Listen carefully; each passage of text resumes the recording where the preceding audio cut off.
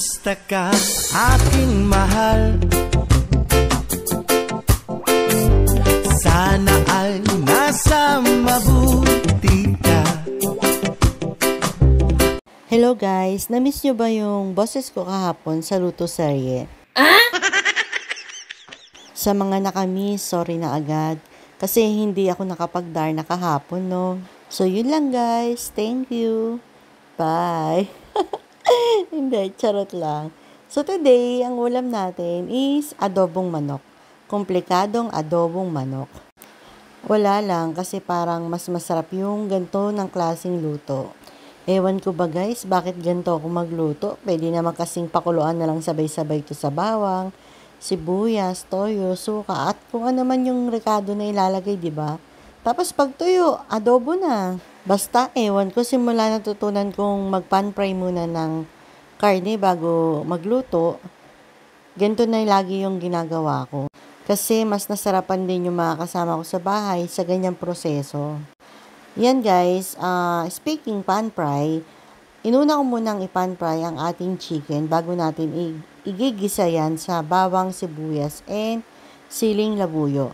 Hintayin lang natin siya mag-golden brown or magpalit ng kulay. Pero mas maganda guys yung siya, yung parang napiprito-prito na siya ng konti, nagmantika na siya. Kasi dun lalabas yung bango at yung lasa mismo ng ating manok. Ayan guys, pag nagmantika na, hindi ko na i-set aside. Bali, gigilid ko lang konti para medyo maigisa natin yung ating sibuyas. Inuna ko nga pala yung sibuyas.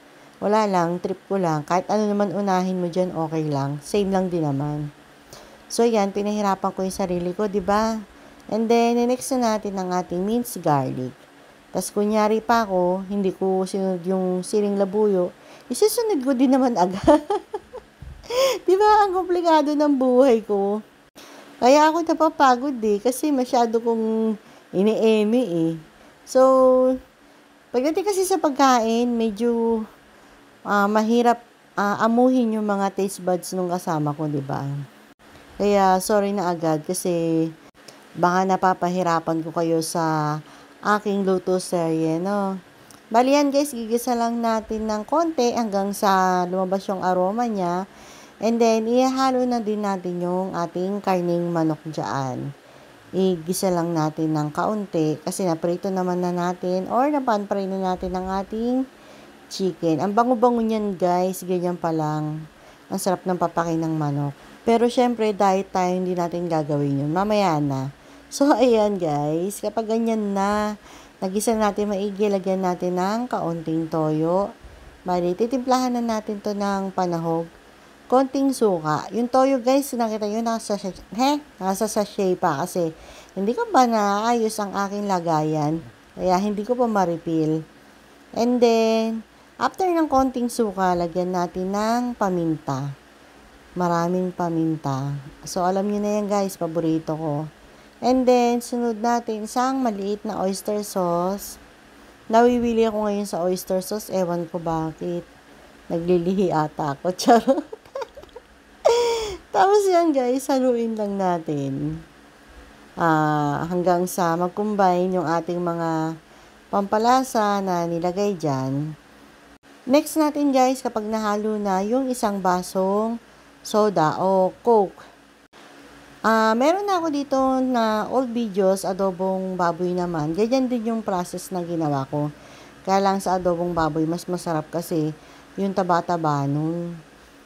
Tapos guys, pagkalagay ko ng isang basong coke, nilagyan ko pa ng at least 1/2 or 3/4 na tubig para sa pampakulo natin ng manok or pampalambot, sorry guys. Bulul-bulul na, no? Yan guys, dito na tayo. Pagkatapos natin haluin, dito na tayo mag-start ng trust the process. Hintayin lang natin matuyo yung ating liquid sa ulam. Diba, naging science pa, may liquid and solid. Charot guys. Tapos yan guys, pag nakita nyo, diba, parang nawala na yung bula ng coke. Lalagyan na natin ng dahon ng laurel. Tapos haluin lang natin ulit. Siyempre, para lumubog yung dahon, hintayin na lang natin matuyo yan. luto na yan. Pero nung tinikman ko guys, parang nakulangan ako sa tamis. Kaya nilagyan ko ng isa't kalahating kutsaritang asukal. Kasi yung adobo na to is tamis anghang ang gusto nating ma-achieve na lasa. And then, haluin ulit hanggang sa matuyo. And kung gusto niyo magmantika, mas masarap yan. Parang ganyan, no? Yung kaunti na yung sauce niya talaga. Yung isang patak lang sa kanin, grabe yung makakain mong kanin. So, ayan guys, luto na. Kain po tayo. Please follow and share for more luto serye and ulam ideas. Thank you. Bye!